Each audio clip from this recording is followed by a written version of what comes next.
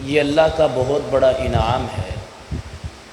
ذالک فضل اللہ یؤتیہ من یشاء، یہ اللہ کا کرم ہے، اللہ کا فضل ہے، اور جس کو وہ چاہتا ہے عطا کر دیتا ہے۔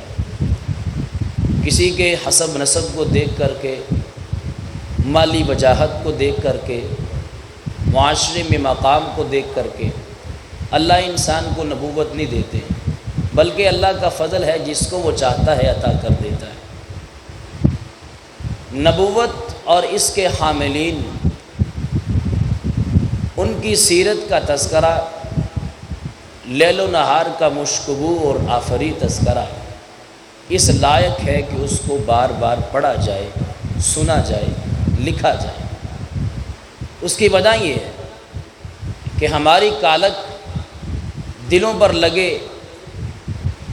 گناہوں کی وجہ سے ہمارے زنگ آلود دل صبح شام اللہ کی نافرمانیاں کرتے ہوئے، ہماری بد اخلاقیاں اور بد اعمالیاں اگر کسی چیز کے ساتھ دور ہو سکتی ہیں تو یہ وہی چیز ہے کہ ہم انبیاء علیہم السلام کی پاکیزہ سیرت کا مطالعہ کریں، اللہ کے وہ پاکیزہ شخصیات اور پاکیزہ نبی جنہوں نے اپنی زندگیاں خدا کے دین کو سر بلند کرنے کے لیے وقف کر دی، ان کی زندگی کی صبحیں اور شامیں اللہ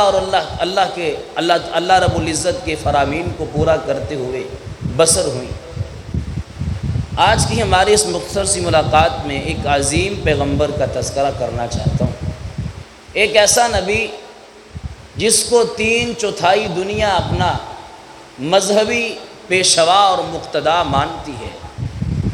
کم و بیش 80,80,000 پیغمبر جس نبی کی نسل سے دنیا میں تشریف لائے، خود محمد رسول اللہ صلی اللہ علیہ وسلم جس پیغمبر کی نسل سے دنیا میں تشریف لائے، وہ عظیم پیغمبر، عظیم رسول حضرت ابراہیم علیہ السلام کی ذات مبارکہ ہے، جن کو خدا نے بڑی منزلت کے ساتھ اور بڑے مقام کے ساتھ نوازا ہے۔ حضرت ابراہیم علیہ السلام کی شخصیت اللہ کے ہاں کتنی زیادہ مقام کی حامل ہے، اس کا اندازہ آپ اس سے لگائیے کہ قرآن مجید میں 25 پیغمبروں کا تذکرہ ہوا ہے، اور ان تمام پیغمبروں میں سے سب سے زیادہ تذکرہ اگر کسی نبی کا ہے تو حضرت موسیٰ علیہ السلام کے بعد حضرت ابراہیم علیہ السلام ہے۔ قرآن مجید میں 23 سپاروں میں 25 سورتوں میں 250 آیات کے اندر حضرت ابراہیم علیہ السلام کے مبارک تذکرہ اللہ رب العزت نے کیا ہے، اور مجھے آپ کو یہ سبق دیا کہ آج کتنی صدیاں گزر جانے کے بعد ابراہیم علیہ السلام سے اللہ کے پیغمبر علیہ السلام تلک، اور پھر اللہ کے پیغمبر علیہ السلام سے آج تلک کتنی صدیاں گزر گئیں، لیکن آج بھی حضرت ابراہیم علیہ السلام کا تذکرہ قرآن مجید میں روز روشن کی طرح آیا اور واضح ہے۔ اس سے یہ ثابت ہوتا ہے کہ اللہ کے پیغمبر علیہ السلام حضرت ابراہیم علیہ السلام کو اللہ نے بڑے مقام اور بڑی منزلت، بڑی شانوں اور بڑی رفعتوں کے ساتھ نوازا ہے۔ سیرت ابراہیم علیہ السلام یہ کوئی معمولی سا موضوع نہیں ہے، اگر اس پر بات کرنا شروع کر دی جائے تو میں بڑے ہی دعوے کے ساتھ یہ بات کر سکتا ہوں، کئی جمعے لگ سکتے ہیں، ہفتوں کے ہفتے لگ سکتے ہیں، ابراہیم علیہ السلام کی سیرت کے ایک پہلو کا بھی احاطہ نہیں کیا جا سکتا ہے۔ جتنا بڑا خطیب ہو، جتنا بڑا مرضی واعظ ہو، ادیب ہو، وہ نہیں لکھ سکتا ہے، نہ بیان کر سکتا ہے۔ بڑا عظیم پہلو اور بڑا عظیم موضوع ہے۔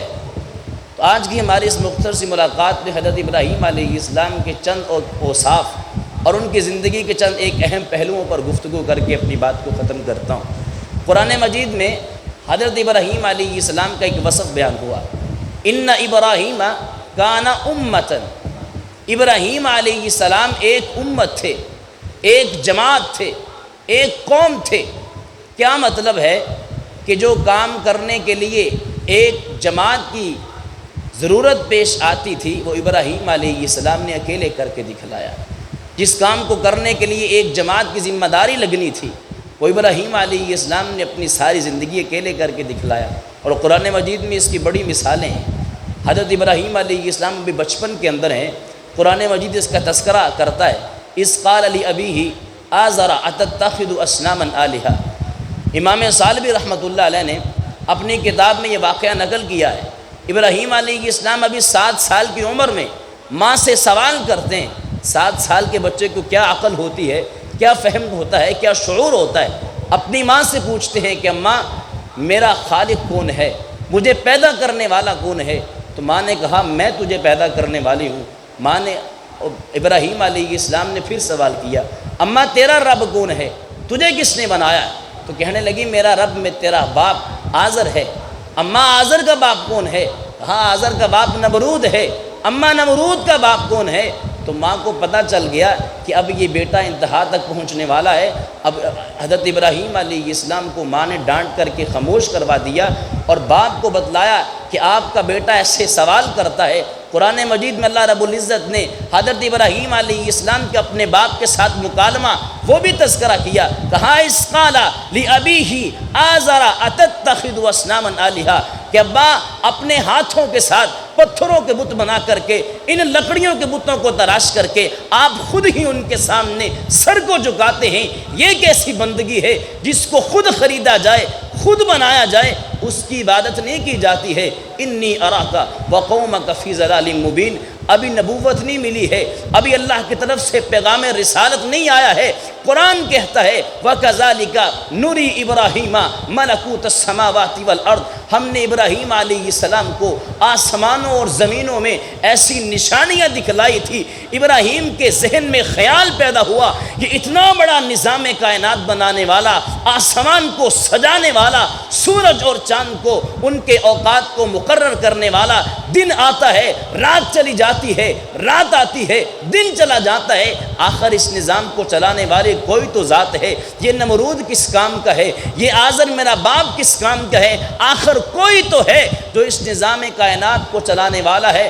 پھر اللہ رب العزت نے اپنے ابراہیم علیہ السلام کو جب نبوت سے سرفراز کیا، سب سے پہلے پیغام اپنے گھر والوں کو دیا، کہا اذ قال لأبیہ یا ابت لم تعبد ما لا يسمع ولا يبصر ولا يغني عنك شیئا۔ باپ کے سامنے کھڑے ہو کر کے بڑی عزت کے ساتھ، بڑے وقار کے ساتھ، بڑے احترام کے ساتھ باپ سے جھگڑا نہیں کرتے ہیں، باپ کے گریبان کو پکڑتے نہیں ہیں، بڑے پیار سے کہا یا ابت، اے بابا لم تعبد ما لا يسمع ولا يبصر ولا يغني عنك شيئا۔ احباب گرامی، بڑا مشکل کام ہوتا ہے، ہم نے جا کر کے ایک بندے کو دعوت دینی ہونا، ہمیں جان کے لالے پڑ جاتے ہیں، حالانکہ وہ مسلمان ہے، دین کا کلمہ پڑھنے والا ہے، اس کو اتنا کہنا ہو کہ بھائی آ کر کے نماز پڑھا کر، ہم 100 مرتبہ سوچتے ہیں پتہ نہیں وہ کیا جواب دے گا، پتہ نہیں وہ مانے گا کہ نہیں مانے گا۔ لیکن ابراہیم علیہ السلام پوری قوم میں، پورے گھرانے میں، بادشاہ سے لے کر کے رعایا تک، ان کے اپنے گھر کے سارے افراد، سارا کنبہ، سارا قبیلہ مشرک ہے، اور ایک موحد انسان کھڑے ہو کر کے باپ کے سامنے اعلان توحید کر رہا ہے، یا ابت لم تعبد ما لا يسمع، ابا آپ ان کی عبادت کیوں کرتے ہو، ما لا يسمع جو سن نہیں سکتے ہیں، ولا يبصر دیکھ نہیں سکتے ہیں، ولا يغني عنك شيئا آپ کو فائدہ نہیں پہنچا سکتے ہیں، یا ابت انی قد جاءنی من العلم ما لم یأتک فاتبعنی اہدک صراطا سویا۔ ان سے آپ کو کچھ نہیں ملے گا، یہ سارے کے سارے یہ ایک لکڑی کا ایک کھلونا ہے، ایک ٹھوکر کے ساتھ یہ گر جائے گا، ٹوٹ جائے گا۔ آئیے میرے پاس علم ہے، مجھے میرے خدا نے دیا ہے، فاتبعنی میری اتباع کیجئے، اہدنی صراطک سویا میں آپ کو سیدھے رستے پر لگا دوں گا۔ یا ابت لا تعبد الشیطان شیطان کی پیروی مت کیجئے۔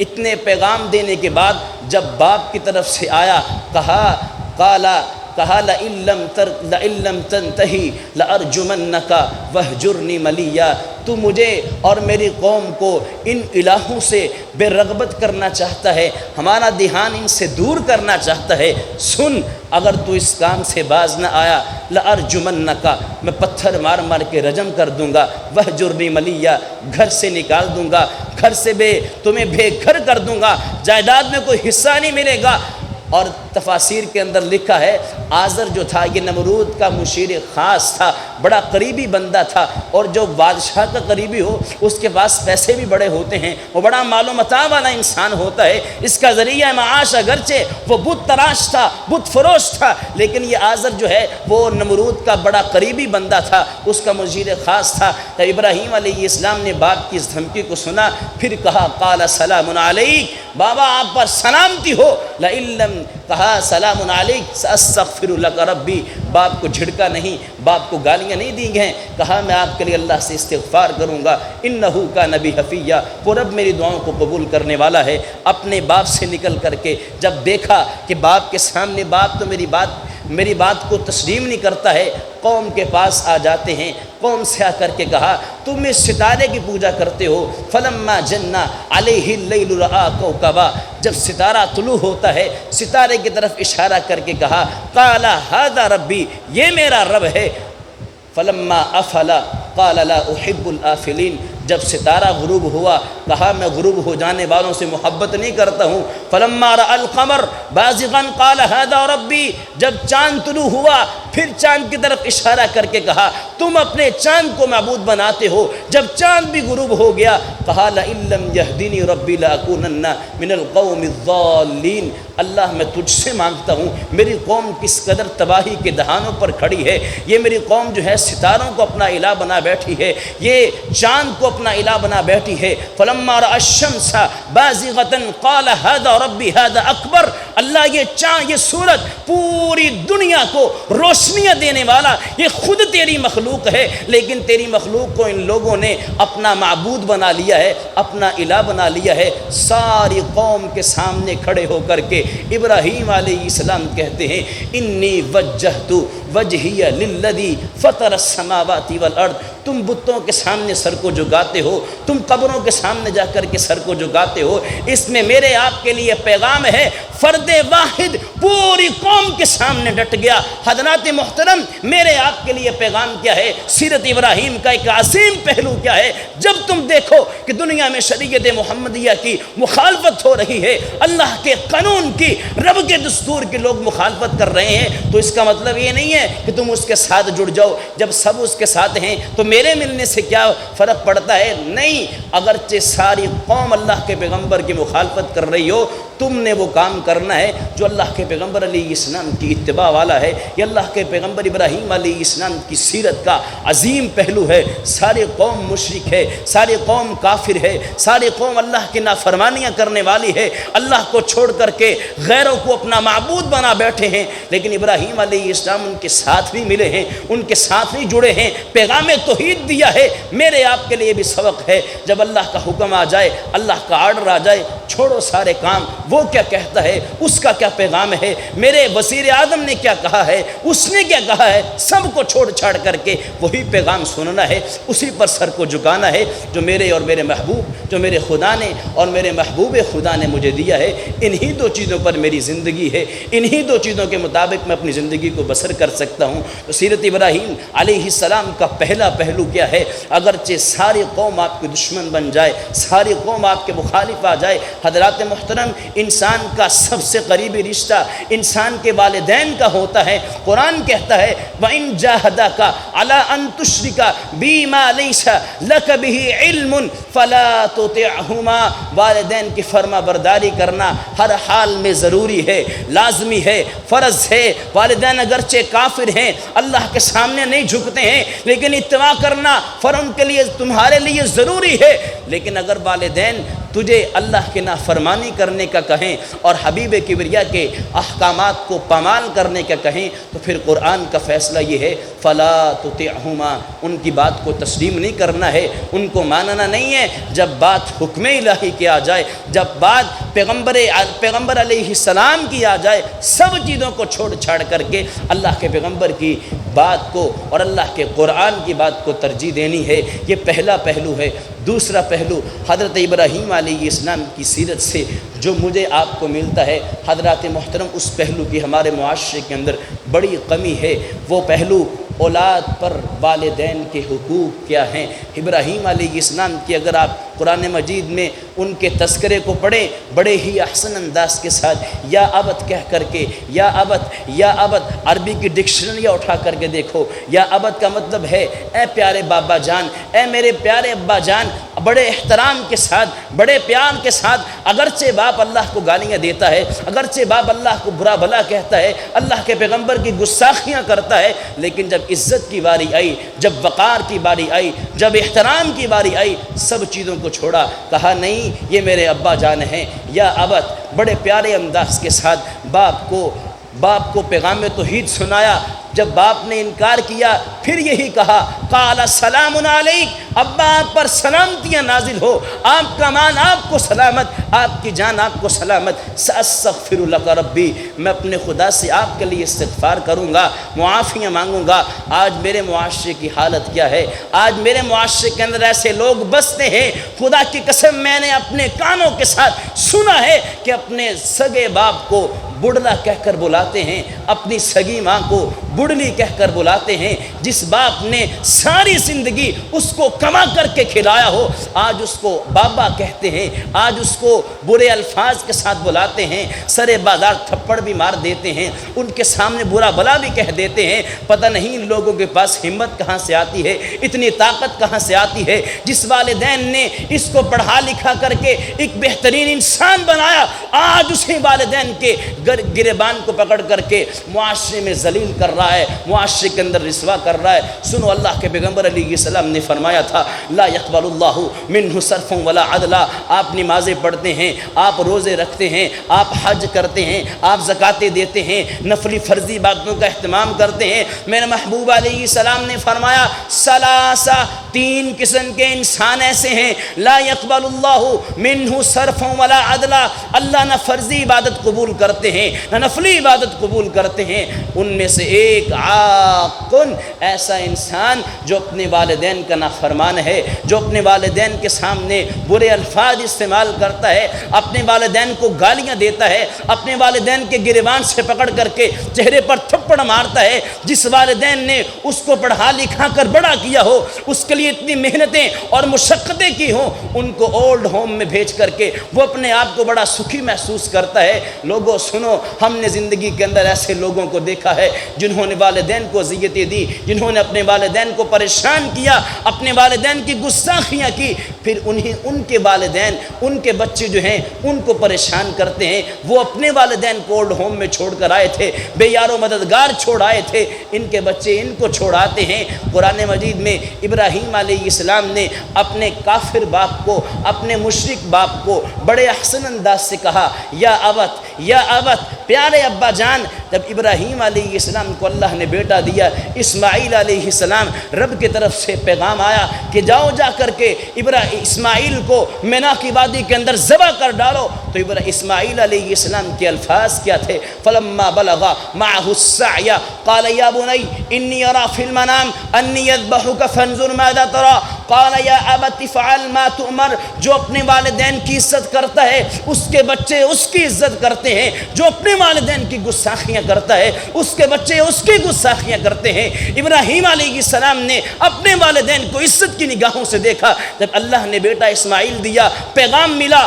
کہ جاؤ جا کر کے اسماعیل کو وادی منہ کے اندر ذبح کر ڈالو، تو اسماعیل علیہ السلام نے چون چنانی کی، باپ کو کہا، بابا کیسی پاگلوں والی باتیں کرتے ہو، 86 سال کی عمر میں اللہ نے تجھے بڑھاپے کا سہارا دیا، آج تم اس کو قتل کرنے کے لیے چلے ہو، اس کو ذبح کرنے کے لیے چلے ہو۔ یہ الفاظ نہیں بولے تھے، باپ کی عزت کی تھی نا۔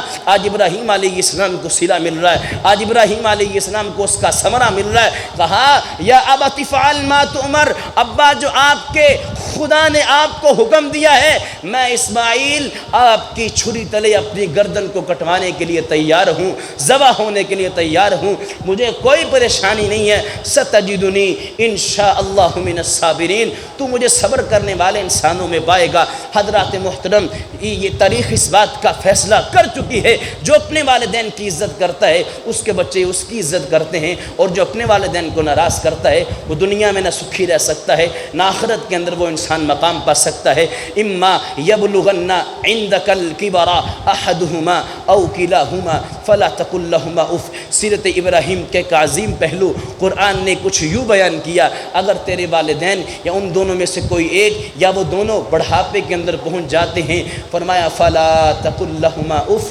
تمہارے لیے اف کہنا بھی جائز نہیں ہے۔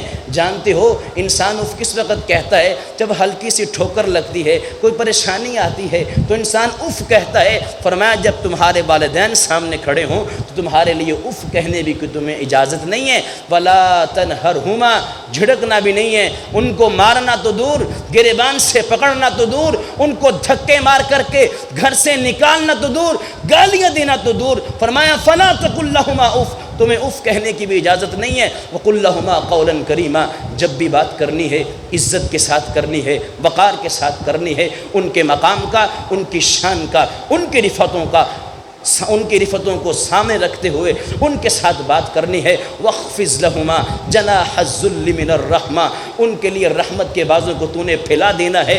جب والدین کے سامنے آئے بسا ہوا منہ لے کر نہیں آنا ہے، منہ پر 12 بجا کر نہیں آنا ہے، ہنستے چہرے کے ساتھ آنا ہے۔ تجھے پتہ ہو میں اپنے والدین کے سامنے جا رہا ہوں، تجھے پتہ ہو میں اپنے باپ کے سامنے جا رہا ہوں، ہنستے چہرے کے ساتھ جانا ہے۔ جب تو اپنے والدین کے سامنے خوش ہو کر کے جائے گا تو تیرے والدین تجھے دیکھ کر کے خوش ہوں گے۔ اللہ کے حبیب نے فرمایا تھا رضا الربی رضا الوالد، دنیا کی زندگی میں جو انسان چاہتا ہے کہ میں دیکھوں کہ میرا خدا مجھ سے راضی ہے کہ نہیں، میں دیکھوں میرا اللہ مجھ سے راضی ہے کہ نہیں، میں دیکھوں میرا خدا مجھ سے محبت کرتا ہے کہ نہیں۔ فرمایا رضا الربی رضا الوالد، دنیا کی زندگی میں جس کا باپ اس کے ساتھ خوش ہے، اس سے راضی ہے، وہ سمجھ لے کہ اس کا رب اس کے ساتھ راضی ہے۔ وسخط الربی سخط الوالد، اور جس کا باپ اس سے ناراض ہے وہ سمجھ لے کہ اس کا خدا اس سے ناراض ہے۔ باپ کی رضامندی میں خدا کی رضامندی ہے، اور باپ کی ناراضگی میں خدا کی ناراضگی ہے۔ اب یہ اللہ کے پیغمبر کے پاس ایک صحابی آیا، جہاد کا اللہ کے پیغمبر نے اعلان کیا۔ فرمایا، کہنے لگا اللہ کے پیغمبر میں نے جہاد پر جانا ہے۔ کہا تیری ماں زندہ ہے؟ کہا ہاں اللہ کے پیغمبر زندہ ہے۔ فرمایا جا کر کے اپنی ماں کی خدمت کیا کر۔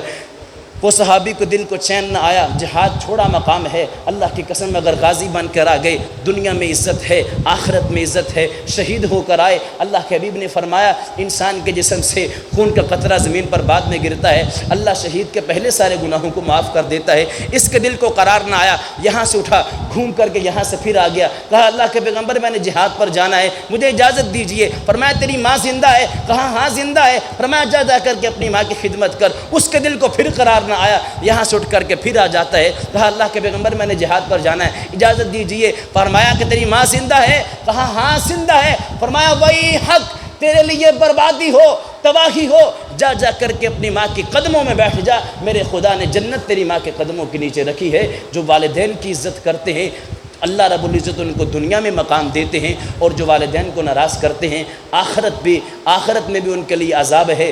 دنیا میں وہ انسان تو رسوا ہوتا ہے، یہ کبھی بھی نہیں ہو سکتا ہے کہ والدین کو ناراض کرنے والا سکھی ہو کر کے زندگی کو بسر کر جائے۔ جو والدین کو ناراض کرتے ہیں پھر دنیا ان کا تماشا دیکھتی ہے، دنیا ان کو ذلیل ہوتا ہوا دیکھتی ہے۔ حضرت ابراہیم علیہ السلام کی سیرت کا دوسرا عظیم پہلو اپنے والدین کی عزت کرنا، ان کو مقام دینا، ان کو وقار دینا، ان کا حکم سر آنکھوں پر بٹھانا، ان کو عزت سے نوازنا، ان کو وقار سے نوازنا، ان کی تعظیم کرنا، ان کی توقیر کرنا، یہ ہم سب کے لیے لازم اور ضروری ہے۔ اور تیسرا پہلو جو حضرت ابراہیم علیہ السلام کی سیرت سے مجھ آپ کو ملتا ہے وہ ایک بحیثیت والد بھی ہمیں سبق ملتا ہے۔ اگر ہمیں اللہ نے اولاد دی ہے تو پھر ہمارا حق یہ بنتا ہے کہ اپنی اولاد کی تربیت اچھی کرتے ہیں۔ اللہ کے حبیب علیہ السلام نے فرمایا کل مولود یولد علی الفطرہ، بچے کی تربیت میں والدین کا بڑا ہاتھ ہوتا ہے۔ کائنات کے حبیب علیہ السلام نے فرمایا ہر پیدا ہونے والا بچہ جو ہے وہ فطرت اسلام پر پیدا ہوتا ہے۔ فَأَبَوَاهُ يُحَوِّدَانِهِ أَوْ يُنَصِّرَانِهِ أَوْ يُمَجِّسَانِهِ، اس کے والدین یا تو اس کو یہودی بنا دیتے ہیں، یا مجوسی بنا دیتے ہیں، یا نصرانی بنا دیتے ہیں، یا اسلام کی طرف لے آتے ہیں۔ یہ والدین پر ڈیپینڈ کرتا ہے کہ اس نے اپنے بچوں کو کس طرف لے کر جانا ہے۔ ہمارے معاشرے کے اندر یہ عام ٹرینڈ چل چکا ہے، اکثر ہماری مائیں جو ہیں وہ اپنے بچوں کو بد دعا دے دیا کرتی ہیں کہ جا کر کے مر جا، تو ہمارے گھر میں آیا کیا لینے تھا، تو یہاں پر پیدا کیوں ہوا۔ ماں بچوں کو بد دعا دے دیتی ہے۔ اللہ کے حبیب علیہ السلام نے فرمایا کہ تین قسم کے انسان ایسے ہیں جن کی دعا یا بد دعا کو اللہ کبھی بھی رد نہیں کرتا ہے۔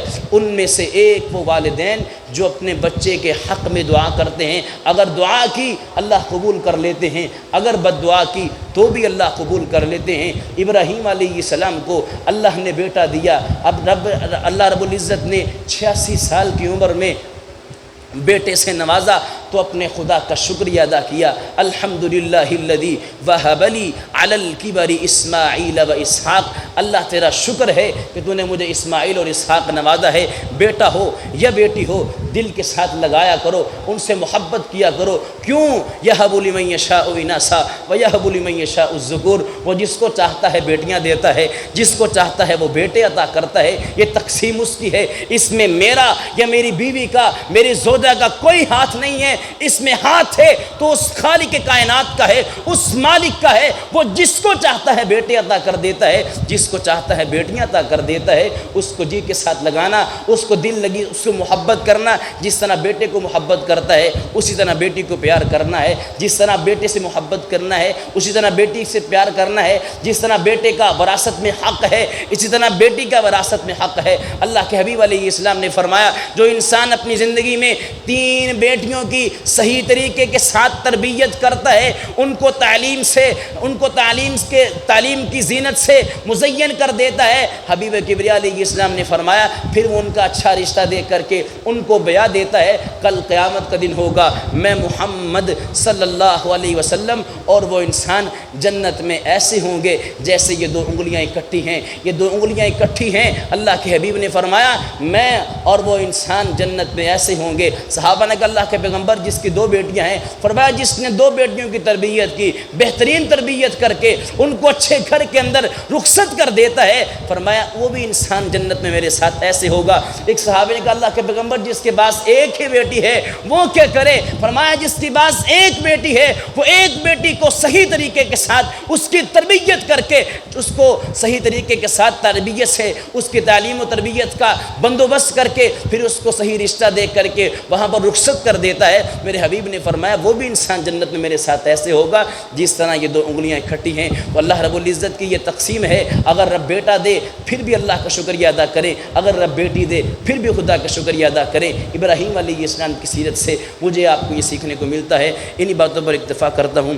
اللہ مجھے بھی اور آپ کو بھی صحیح معنوں میں عمل کرنے والا بنائے۔ اس کے علاوہ والدین کے جو حقوق ہیں ان میں ایک یہ بھی بات ہے کہ والدین کو اپنے بچوں کے لیے دعا مانگنی چاہیے، بہتری کے لیے دعا مانگنی چاہیے، خیر کے لیے دعا مانگنی چاہیے، ان کے رزق میں اضافے کے لیے دعا مانگنی چاہیے، ان کے گھر بار میں برکت کے لیے دعا مانگنی چاہیے، کیونکہ اللہ رب العزت والدین کی اپنے اولاد کے حق میں دعا کو کبھی رد نہیں کرتے ہیں۔ اللہ مجھے آپ کو صحیح معنوں میں عمل کرنے والا بنائے۔ وآخر دعوانا الحمدللہ رب العالمین۔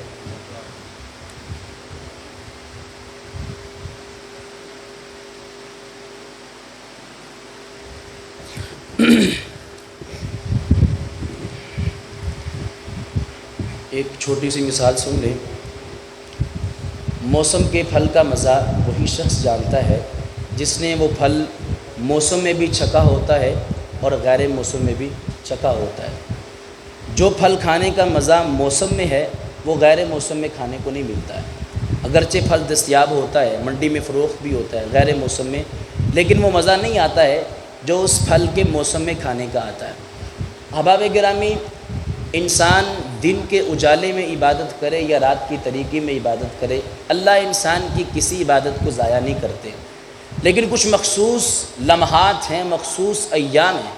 اگر انسان ان مخصوص ایام میں عبادات کے ان موسموں کے اندر عبادت کرتا ہے تو اللہ رب العزت اس عبادت کو بڑا زیادہ مقام سے نوازتے ہیں اور خدا کی نگاہوں میں اس کا بڑا ہی وقار بن جاتا ہے، اس کا بڑا معیار بن جاتا ہے۔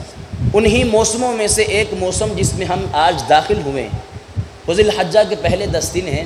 اللہ کے حبیب نے فرمایا افضل ایام الدنیا ایام العشر، کہ دنیا کے تمام دنوں میں سے سب سے بہترین دن اگر کوئی ہیں تو وہ ایام العشر ہیں۔ اور دوسری حدیث میں اللہ کے پیغمبر علیہ السلام نے فرمایا ما من ایام العمل الصالح فیہن احب الی اللہ من ہذہ الایام العشر، انسان باقی دنوں میں نیکی کا کوئی کام کرتا ہے اور ان دنوں میں نیکی کا کوئی کام کرتا ہے، اللہ کی نگاہوں میں ان دنوں میں کیا جانے والا عمل زیادہ اللہ کو زیادہ پسندیدہ ہے، رب کو زیادہ محبوب ہے کہ انسان ان دنوں میں نیکی کا کام کرے۔ صحابہ نے کہا اللہ کے پیغمبر الجہاد یا رسول اللہ کے پیغمبر انسان باقی دنوں میں جہاد کرے تو کیا وہ جہاد بھی ان دنوں میں عمل کے برابر نہیں پہنچ سکتا ہے؟ فرمایا ولا الجہاد، جہاد بھی نہیں پہنچ سکتا ہے الا رجل خرج بنفسه وماله فلم يرجع من ذلك بشيء، ہاں وہ انسان جو اپنی جان لے کر کے، اپنا مال لے کر کے اللہ کے راستے میں نکلا، نہ وہ واپس آیا نہ اس کا مال واپس آیا، سب کچھ اللہ کے راستے میں نکل گیا۔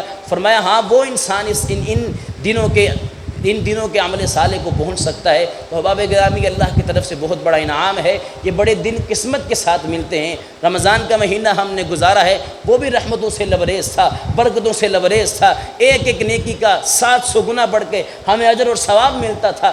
یہ بھی دن جو ہیں اللہ رب العزت نے قسم کھائی ہے وَلَيَالٍ عَشْرٍ وَلَيَالٍ عَشْرٍ، اللہ رب العزت جس چیز کی قسم اٹھاتے ہیں اس چیز کی وقت بہت زیادہ بڑھ جاتی ہے۔ کہاں ان 10 راتوں کی قسم ہے۔ تفسیر ابن کثیر میں علامہ ابن کثیر لکھتے ہیں ان 10 راتوں سے مراد ذی الحجہ کے پہلی 10 راتیں ہیں۔ جو انسان ان 10 راتوں میں نیکی کے کام کرتا ہے اللہ رب العزت کی نگاہوں میں وہ بہت زیادہ بڑھ جاتا ہے۔ ان دنوں میں روزے رکھنا، ان دنوں میں صدقہ کرنا، نفلی فرضی عبادتوں کا اہتمام کرنا، اور سب سے بڑھ کر کے یہ اگر اللہ نے استطاعت دی ہے، رب نے توفیق دی ہے تو اللہ کے گھر کا جا کر کے حج کر کے آنا، یہ تو بہت بڑی عبادت ہے۔ اللہ کے شیخ الاسلام امام ابن تیمیہ رحمۃ اللہ علیہ فرماتے ہیں یہ 10 دن وہ دن ہیں جن دنوں میں اللہ نے چاروں فرضوں عبادتوں کو جمع فرما دیا ہے۔ نماز بھی ہم پڑھتے ہیں، روزے اللہ کے پیغمبر نے رکھے اور حکم دیا کہ روزے رکھا کرو، اسی طرح صدقہ کرنے کا بھی حکم ہے، اور حج بیت اللہ بھی انہی 10 دنوں کے اندر ہوتا ہے۔ اللہ مجھے آپ کو صحیح معنوں میں عمل کرنے والا بنائے۔ ان لمحات کو ضائع مت کیجیے گا، یہ بڑی قسمت کے ساتھ انسان کو ملتے ہیں، بڑے مقدر کے ساتھ انسان کو ملتے ہیں۔ اور مومن کی صفت یہ ہے کہ جب اس سے گناہ ہوتا ہے تو معافی مانگتا ہے، جب اللہ کی طرف سے رخصت ملتی ہے تو پھر اس رخصت سے فائدہ اٹھاتا ہے۔ تھوڑے وقت میں نیکیاں جمع کرنے کا ایک اور موسم مجھے آپ کو میسر آیا ہے۔ اب دیکھنا یہ ہے کہ کون ان دنوں سے فائدہ اٹھا کر کے گناہوں کو بخشواتا ہے، مغفرت کا سوال کرتا ہے، نیکیوں میں اضافہ کرتا ہے، اور کون ان دنوں کو باقی دنوں کی طرح بسر کر دیتا ہے۔ اللہ مجھے آپ کو صحیح معنوں میں ان دنوں سے بھرپور فائدہ اٹھانے کی توفیق عطا فرمائے۔ باقی دنوں میں بھی کام کرتے ہیں، اور یہ بہت بڑا المیہ ہے۔ رمضان کے پہلے 10 دن ہم وہ بھی عید کے چکر میں کام میں گزار دیتے ہیں، یہ 10 دن بڑی عظمت کے حامل ہیں، ہم یہ بھی عید کے چکر میں کام میں گزار دیتے ہیں۔ یہ اللہ کی طرف سے بہت بڑی آزمائش ہے۔ ان کاموں سے نکلیے اور خدا کے ساتھ جی لگائیے، اللہ سے محبت ڈالیے، رب سے پیار ڈالیے۔ جو انسان اللہ سے محبت کرتا ہے، اللہ کے حقوق کو ادا کرتا ہے، رب نہ دنیا میں رسوا ہونے دیتا ہے نہ آخرت میں رسوا ہونے دیتا ہے۔ اللہ مجھے آپ کو صحیح معنوں میں عمل کرنے والا بنائے۔ ان الحمد للہ نحمده ونستعینه ونستغفره ونؤمن به ونتوکل علیہ ونعوذ باللہ من شرور انفسنا ومن سیئات اعمالنا، من يهده الله فلا مضل له ومن يضلل فلا هادي له، ونشهد ان لا اله الا الله وحده لا شريك له، ونشهد ان محمدا عبده ورسوله۔ اللهم صل على محمد وعلى آل محمد كما صليت على إبراهيم وعلى آل إبراهيم إنك حميد مجيد۔ اللهم بارك على محمد وعلى آل محمد كما باركت على إبراهيم وعلى آل إبراهيم إنك حميد مجيد۔ اللهم انصر الإسلام والمسلمين، اللهم اشف مرضنا ومرضى المسلمين، اذهب البأس رب الناس واشف أنت الشافي، لا شفاء إلا شفاؤك شفاء لا يغادر سقما۔ سبحان ربك رب العزة عما يصفون وسلام على المرسلين والحمد لله رب العالمين۔